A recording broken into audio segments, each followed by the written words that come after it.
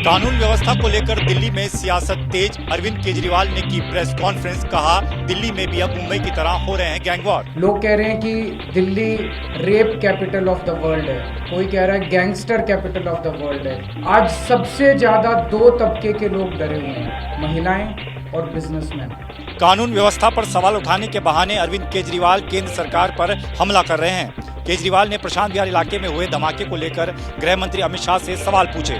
Police जांच कर रही है, अभी उसके कारण पता कर रही है। लोगों की सुरक्षा हमारे लिए बड़ा मुद्दा है। अरविंद केजरीवाल ने आपराधिक घटनाओं से जुड़ा एक पोस्टर भी जारी किया और कहा कि गृह मंत्री अमित शाह के आवास से 30 किलोमीटर के दायरे में कई आपराधिक घटनाएं हो चुकी हैं। 40 दिन के अंदर दिल्ली के प्रशांत विहार इलाके में हुआ दूसरा धमाका। इस बार धमाका मिठाई की दुकान के पास हुआ। इस धमाके में एक शख्स घायल। जैसा धमाका 20 अक्टूबर को सीआरपीएफ स्कूल की दीवार पर हुआ था, इस बार भी ठीक उसी तरह का धमाका हुआ। हालांकि ये धमाका लो इंटेंसिटी का था। मौके पर police, bomb squad, dog squad और एफएसएल की टीम के साथ साथ एनएसजी की टीम भी पहुंची। जिस जगह धमाका हुआ वो भीड़भाड़ वाला इलाका है। चश्मदीदों ने बताया कि धमाके के बाद धुआं उठा और लोग दहशत में आ गए। जिस जगह धमाका हुआ वहीं से कुछ ही दूरी पर दिल्ली पुलिस क्राइम ब्रांच का दफ्तर भी है। अब पता लगाने की कोशिश की जा रही है कि इसके पीछे किसी की साजिश है या फिर ये एक हादसा था। यूपी पुलिस को सुप्रीम कोर्ट से लगी फटकार। डीजीपी के लिए भिजवाया संदेश, ऐसा आदेश देंगे कि जिंदगी भर याद रहेगा। दरअसल फर्रुखाबाद के रहने वाले अनुराग दुबे नाम के एक शख्स को सुप्रीम कोर्ट ने एक मामले में गिरफ्तारी से अंतरिम राहत दी थी, लेकिन यूपी पुलिस ने अनुराग के खिलाफ नया मुकदमा दर्ज कर लिया। इस वजह से उस पर गिरफ्तारी की तलवार लटकने लगी।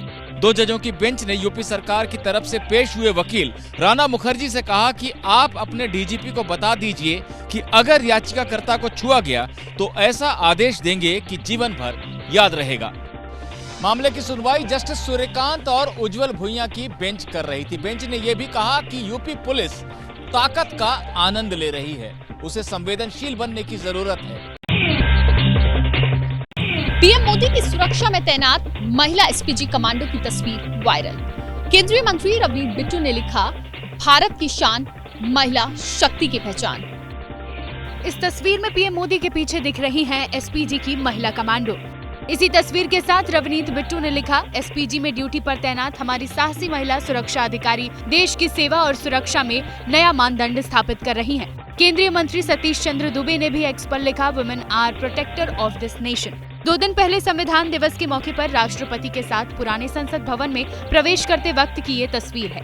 प्रधानमंत्री की सुरक्षा का जिम्मा एसपीजी संभालती है। अब तक प्रधानमंत्री के आसपास पुरुष कमांडो का घेरा दिखता था, लेकिन इन तस्वीरों ने पूरे देश का ध्यान अपनी ओर खींचा है। देश की पहली हाइड्रोजन ट्रेन बनकर तैयार, आरडीएसओ ने तैयार किया है डिजाइन, जल्द शुरू होगा ट्रायल। ट्रेन को दिल्ली डिवीजन के 89 किलोमीटर लंबे जींद सोनीपत रूट पर 110 किलोमीटर प्रति घंटे की रफ्तार से चलाया जाएगा। शुरुआत में ट्रेन में 8 कोच लगाए जाएंगे, बाद में बोगियों की संख्या को बढ़ाया जाएगा। इधर रेल मंत्री अश्विनी वैष्णव का कहना है कि ट्रेन जनवरी में चलेगी या मार्च में, ये नहीं कह सकते। ट्रेन का भी कोई नाम नहीं रखा गया है। हाइड्रोजन ट्रेनें पर्यावरण के लिए फायदेमंद होती हैं क्योंकि इनसे प्रदूषण बिल्कुल नहीं होता। केंद्र सरकार की योजना देश भर में ऐसी 35 ट्रेनें चलाने की है। यूपी के आगरा में मेट्रो प्रोजेक्ट बना पब्लिक के लिए जी का जंजाल। 150 से ज्यादा घरों में आई दरारों से दहशत में लोग। दरारों का आलम यह है कि घरों को जैक का सहारा देना पड़ रहा है। लोग अपना मकान छोड़ने को मजबूर हो गए हैं क्योंकि मकान गिरने का खतरा लगातार बना हुआ है। दरअसल इन दिनों आगरा में अंडरग्राउंड मेट्रो का काम चल रहा है। भारी मशीनों से ड्रिलिंग हो रही है। यही वजह है कि कई मकानों में दरार आ गई है। मीडिया में चल रही खबरों को देखने के बाद आगरा की मंडला आयुक्त रितु महेश्वरी ने मौके पर जाकर प्रभावित लोगों के घरों का किया निरीक्षण। लॉरेंस बिश्नोई गैंग से जुड़े गैंगस्टर चिंटू को दुबई से डिपोर्ट होकर भारत लाया गया। दिल्ली एयरपोर्ट पर क्राइम ब्रांच की टीम ने उसे गिरफ्तार किया। दुबई में बैठकर लॉरेंस बिश्नोई गैंग की कमान संभाल रहे हर्ष उर्फ चिंटू को दुबई से क्राइम ब्रांच की टीम दिल्ली लेकर आई है। गैंगस्टर योगेश टुंडा का भांजा है हर्ष। योगेश टुंडा वही गैंगस्टर है जिसने तिहाड़ जेल में टिल्लू ताजपुरिया की हत्या करवाई थी। हर्ष उर्फ चिंटू ने दिल्ली, एनसीआर और आसपास के राज्यों में यूएई से कई धमकी भरे कॉल्स किए थे। योगेश टुंडा लॉरेंस का करीबी बताया जाता है। दिल्ली के नजफगढ़ डबल मर्डर केस में चिंटू यानी हर्ष मेन मास्टरमाइंड था और हत्या के बाद आरोप है कि वो दुबई भाग गया। बहरहाल वो पुलिस के शिकंजे में है। मध्य प्रदेश के रीवा से सामने आई एक सनसनीखेज वारदात। प्राइवेट हॉस्पिटल की एम्बुलेंस में नाबालिग से रेप, ड्राइवर समेत 2 गिरफ्तार। 16 साल की लड़की ने आरोप लगाया है कि एम्बुलेंस के अंदर बंधक बनाकर उसके साथ दरिंदगी हुई। घटना 22 नवंबर की है। पीड़ित ने 25 नवंबर को थाने में 4 नामजद आरोपियों के खिलाफ मामला दर्ज कराया। बड़ी बात यह है कि ड्राइवर समेत दोनों आरोपी गिरफ्तार हुए हैं। दोनों ने ही गुनाह कबूल कर लिया है। दूसरा आरोपी पीड़िता का जीजा है। इस मामले में 2 आरोपी अभी भी फरार हैं। पुलिस जिनकी तलाश कर रही है। मुंबई में महिला पायलट की संदिग्ध मौत, पुलिस ने आत्महत्या के लिए उकसाने के आरोप में बॉयफ्रेंड को किया गिरफ्तार।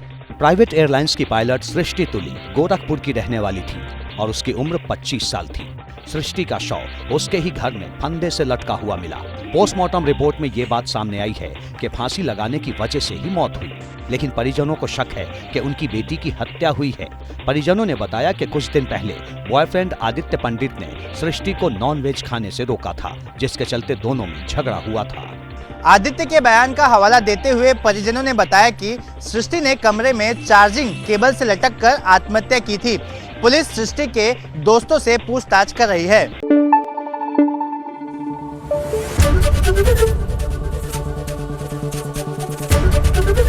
एबीपी न्यूज आपको रखे आगे।